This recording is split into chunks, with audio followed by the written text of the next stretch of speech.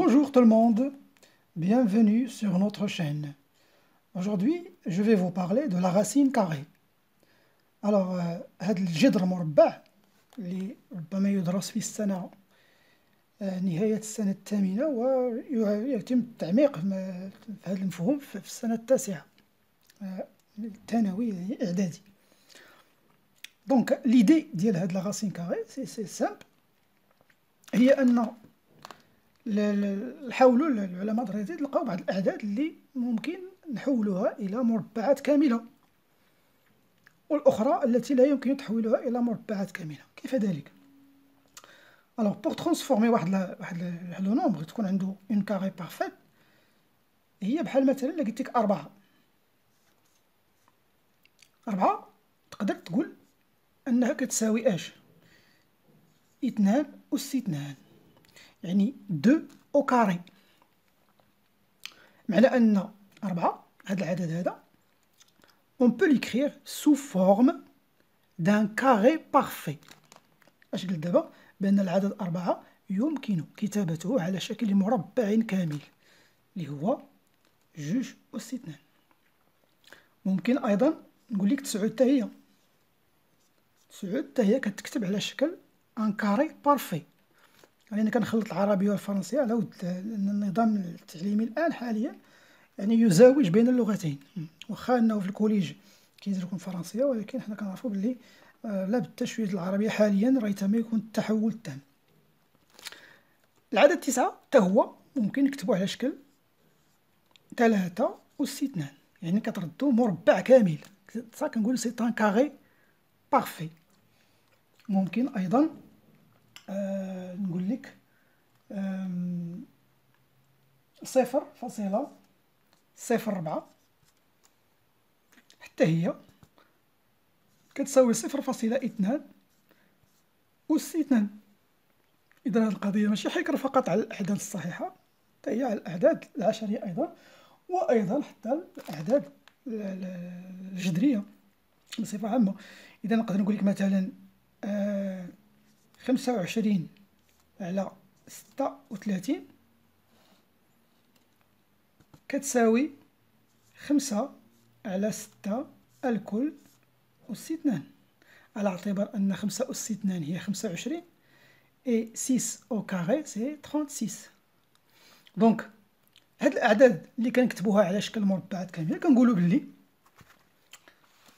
في الحالات اللي ذكرت لكم دابا، مادام هاد 4 كتساوي 2 أس 2، كنقولوا بلي نقدر نكتب واحد الجملة بلي لا راسين كاري، أن 4 عندها واحد لا راسين كاري، لا راسين كاري دو 4 اي 2. هذا مربع ديال 4 هو 2. علاش؟ لأن قلنا 4 لقيناها كتساوي 2 أس 2. ونقدر بالمثل نقول ثاني هنا اش غنقول؟ لا راسين كاري دو 9 هي اش؟ لا راسين كاري دو 9 هي 3. علاش؟ لأن 9 أو كاري إيكال باردون، لأن 9 إيكال أ 3 أو كاري. إلا قلتلك لا راسين كاري دو 16 غتقول لي هي 4. علاش؟ لأن 16 est égal à 4 au carré. إذا هاد الجملة هادي كلها ما نبقاوش حنايا نكتبو هاد الجمل هادو، غنديرو واحد الرمز. اشنو هداك الرمز اللي لقاو بلي الرمز باش من نعوض ندير هاد الجملة لا راسين كاري دو 4، كنقولو بحال هكا لا راسين كاري دو 4، وكنديرو هاد الرمز. شتو هاد الرمز هذا؟ هو كيعني لا راسين كاري ديال 4 قلنا هو 2، ولا راسين كاري ديال 9 شنو هي؟ قلنا هي 3. علاش؟ لأن 9 كتساوي 3 أو كاري. لا راسين كاري دو 16 هي 4. فوالا يا انسي سويت. يعني لا راسين كاري ديال 0.04 تاع ديك الساعة شحال؟ قلنا هي 0.2. لا غاسين كاري دو 25 داك المثال اللي عطيتكم ديك الساعات ديال 25 على 36 هو 5 سور 6 لأن 5 سور 6 أو كاري راه كتعطيني هادي. مي إلا قلت لكم أشنو هو لا غاسين كاري دو 7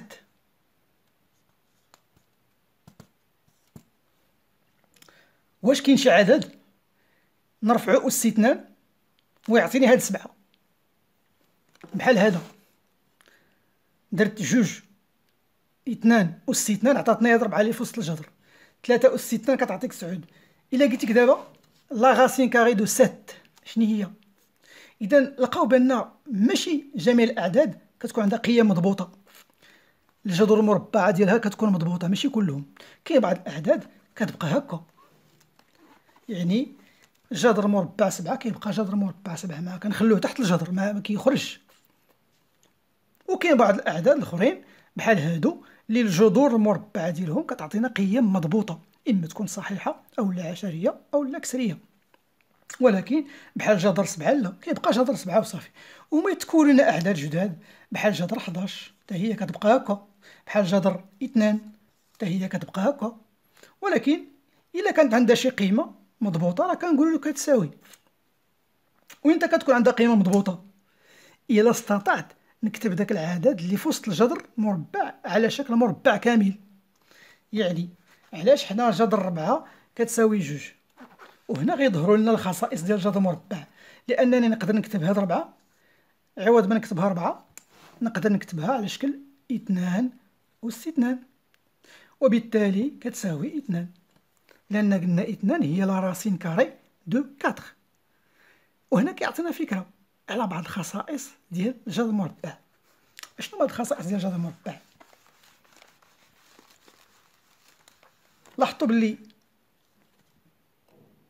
جذر 4 جذر مربع 4 لا راسين كاري دو 4 هي لا راسين كاري دو 2 على بويسونس 2 اللي هي 2. معناها أن هاد أس هاد ليكسبوزون أس 2 اش دارت؟ بحال حيدات ليا هاد الجذر وتيبقى القيمة المضبوطة. نقدروا نديروها دابا هنا جذر 9 قلنا هي لا راسين كاري دو 3 على بويسونس 2، دونك هاد لا بويسونس 2 غتحيد لي هاد لا راسين كاري هي غتبقى لي غير 3، يعني بحال حيدتي هادو كاملين هاد أس 2. بصفة عامة اش غنقولو كخاصية؟ بأن إلا عندي شي عدد موجب، إلا عندي عدد موجب مثلا نسميه أ سوا A un nombre positif موجب، فإلا عندك جذر وكتبتي هاد أ أس 2 بحال هكا، هاد أس 2 غتحيد لك هاد الجذر هذا هي أ.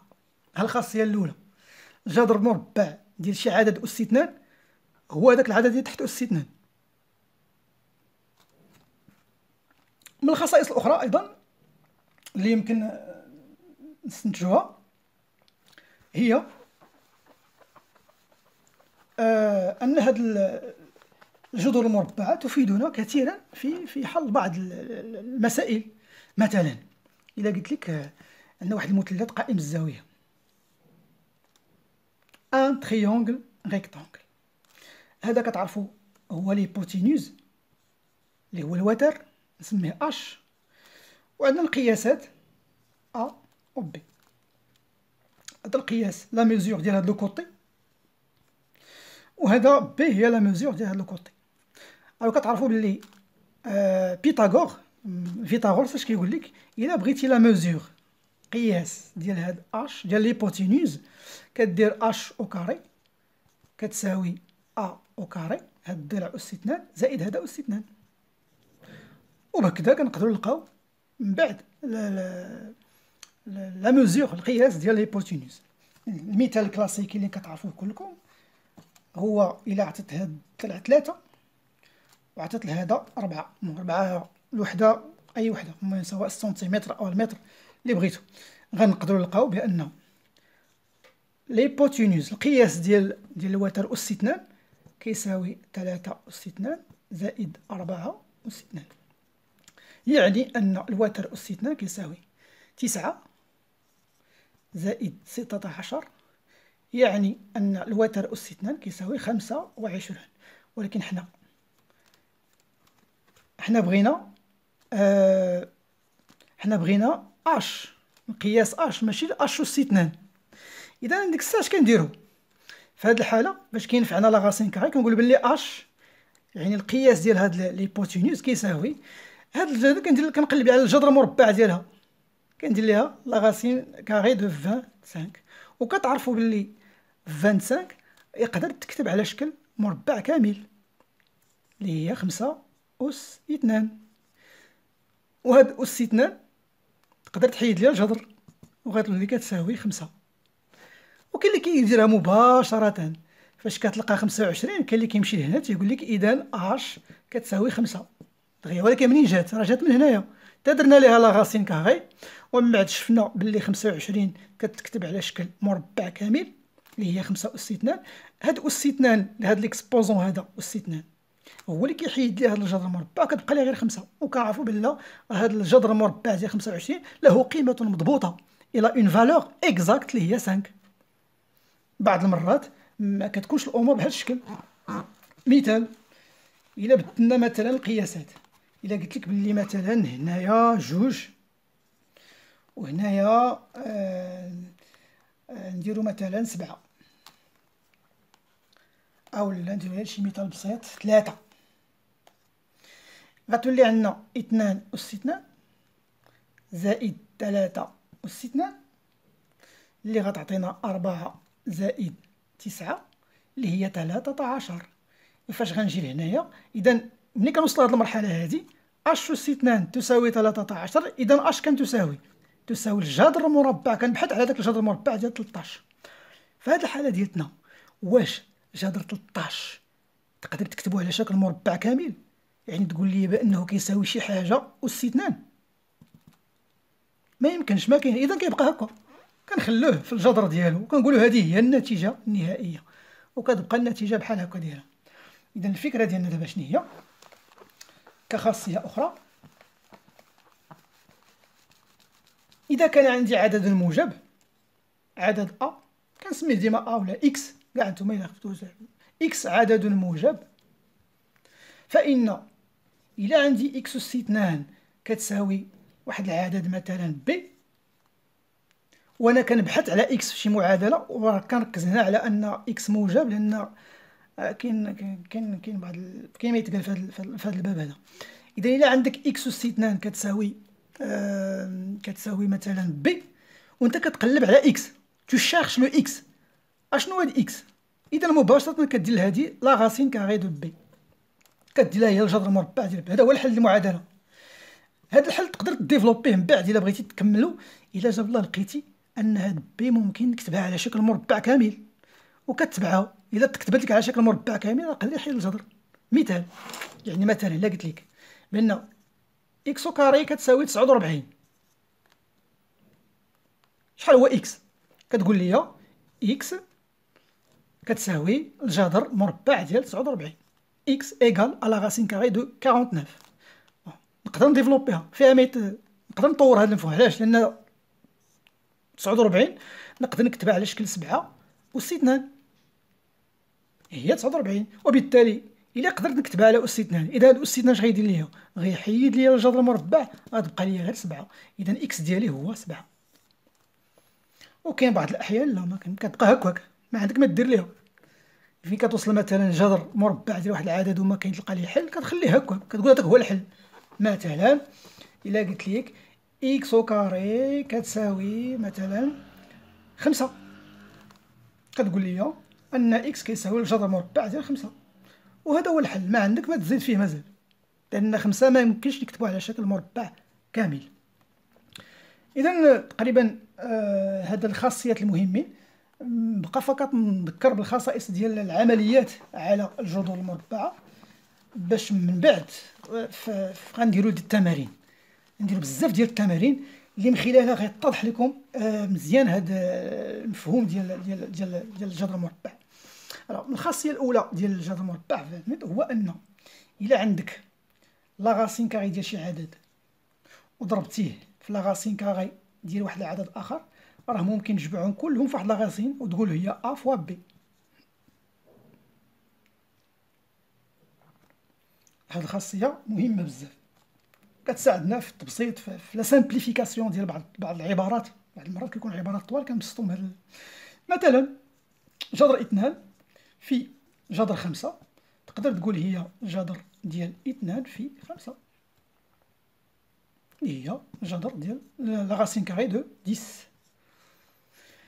ايضا خاصيه اخرى هو الا عندك لا راسين كاري دو ا على لا راسين كاري دو بي، عندك بحال قلتي قسمه مع بي يخالف الصفر، خص هاد بي هذا ما يكونش كيساوي صفر.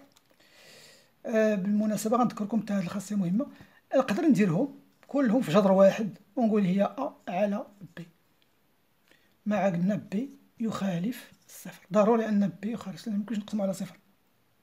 فهاد الخاصيتين دائما انا كنقول للتلاميذ وقت ما شفتوا شي تساوي عرف بان تقدر تدوز من هنا لهنا، كما انه يمكن تبدا من هنا وتوصل لهنا. علاش؟ نقدر نقول لك اشنو هي جذر 14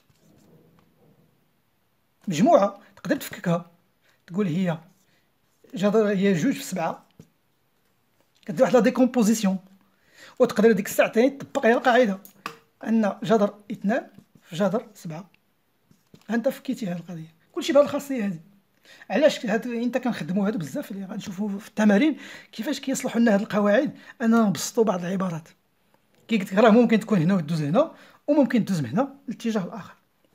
ايضا من الخصائص الاخرى المعروفه هي الى عندي المقلوب ديال مثلا ديال الجذر المربع، بحال قلت لك واحد.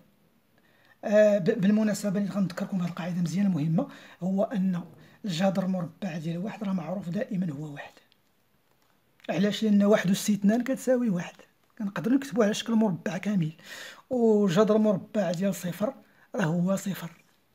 هاد جوج هادو راه عقلوا عليهم، جذر مربع ديال واحد هو واحد وجذر مربع ديال صفر هو صفر. اذا هنا غنقول مثلا عندي واحد على جذر مربع ديال بي، نقدر نكتبها بين مع بي يخالف صفر بطبيعة الحال. اشنو هو قلنا واحد، نقدر نكتبو على جذر، هو جذر واحد على جذر بي، وغنطبق هذه القاعدة هذه جذر على جذر نقدر نجمعهم في جذر مربع واحد اللي هي واحد على بي، وطبيعة الحال مع بي يخالف الصفر. إذا هادو بعض الخصائص ديال الجذور المربعة، لي بروبريتي دو لا راسين كاري. واحد القضية بزاف مهمة، هو واش ممكن هاد القضية تكون مع زائد وناقص؟ يعني مثلا واش الا قلت لك جذر ا زائد بي، غندير واحد علامة استفهام هنايا، واش هاد جذر ا زائد بي كتساوي الجذر ا زائد جذر بي؟ واش هاد القضية ممكنة؟ واش دائما ممكنة؟ بطبيعة الحال لا يمكن، فهاد الخاصية خاطئة، ممنوع دير هنا يوسف، هنا يخالف. وشحال من التلاميذ كيديروا خطأ في هاد القضية هادي، عندكم توقع في هاد الخطأ. هاد القضية ممنوع، ما خصكش ديرها، ما كاينش تساوي بهاد الحالات حتى في ناقص. يمكن نعطيكم واحد التجربة، واحد المثال باش تعرفوا علاش الناس. مثلا ناخدو جذر مربع ديال 9 زائد 16، ها هو ا زائد بي، شحال كتساوي 9 زائد 16 هي شحال؟ هي 25. و25 نقدر نكتب على شكل مربع كامل، شنو هو؟ اللي هي 5 أس 2. إذا أس 2 غادي يحيد لي غتبقى لي 5. دابا غنفرقوهم ونشوف واش غتعطينا هاد 5 ولا لا. غنحسبوا جذر 9 بوحدها ونزيدوا ليها جذر 16 بوحدها ونشوفوا. جذر 9 زائد جذر 16، دابا فرقتهم. جذر 9 هي شحال؟ هي 3، لأن 9 اشني هي؟ هي 3 أس 2، دونك هي 3. الجذر المربع ديال 16 هو 4، 3 زائد 4 هي 7. واش 7 هي 5؟ دونك ما يمكنش تساوي في هاد الحالات هادو. كنقولوا بان هاد الخاصيه ديال هذاك الشيء كتكون غير في الضرب فقط والقسمه.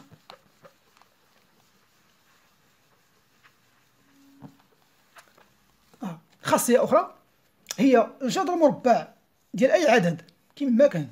مثلا الا درتي ليه أس 2 اش كيوقع ليه؟ كيحيد الجذر كتبقى لك ا اوتوماتيكمون. جذر جذر مثلا ديال 11 ودرت ليه أس 2 غيساوي لي 11. اذا كتلاحظوا ان الجذر المربع كيتحيد فقط الا كانت فوق منه أس 2. هذه القضيه مهمه بزاف كتنفعنا في حل المعادلات. مثلا انت كتبحث واحد التعبير وشويه خرجت لك بحال هكا، الا عندك جذر ديال اكس ناقص 3 وقال لك حل هذه المعادله كتساوي مثلا 7. اذا باش تحل هذه المعادله كيخص تلقى اكس. بوغ ريزودر ليكواسيون il faut trouver لو اكس. و اكس المشكل ديال هاد اكس فين كاين؟ جاني في وسط واحد الجذر، في وسط هذا. اذا كان كنتخلص منه غنطبق الخاصيه، وعندي واحد الخاصيه في الرياضه كتقول لي الا جاب الله عندنا واحد العدد موجب كيساوي واحد العدد موجب مثلا، راه الا درت لهم أس 2 أس 2 بجوج راه ما غيبقاو ديما كيتساواو، ما غيتغير في المتساويه حتى شي حاجه، غتبقى هذه هي هذه بحال بحال ما غاديش نغير المتساويه. اذا هذه القضيه كاينه عندي هنايا، نقدر ندير هنا أس 2 وندير هنا أس 2. هاد أس 2 اش درتو هنايا؟ كيهنيني من اش؟ يلاه بغا يخلصني من هاد الجذر، كنحيد الجذر صافي. وداكشي اللي بغيت انايا، خصني هاد اكس ناقص 3 نحيدها من وسط الجذر باش نلقى اكس ديالي. اذا داكشي علاش زدنا هنا أس 2 وزدنا هنا أس 2 في طرفي المعادله، وبالتالي كتعطيني اكس ناقص 3 كتساوي شنو؟ 7 أس 2 هي 49. ودابا نقدر نلقى اكس ديالي، اكس كتساوي 49. هاد ناقص 3 غتمشي للجهه الاخرى غتولي زائد 3، دونك اكس ايكال 52. فوالا هذه ايضا من الخصائص المهمه في الجذور المربعه. اذا تيبقى لي اننا الفيديو ربما الوقت ديالو رساله، غادي نعاود ندير الحصه الثانيه اللي غادي نعمق فيها مزيان هاد الخصائص هادو من خلال مجموعه من التمارين المهمه بزاف بزاف غتعاونكم حتى في الامتحانات ديالكم في المراقبه المستمره. اذا ملقانا ان شاء الله في الفيديو المجي. دونك ما تنساوش تبارطاجيو لو كونتوني مع الاصدقاء ديالكم، ما تنساوش ديروا ابوني جيم فضلا وليس امرا. اذا الى اللقاء.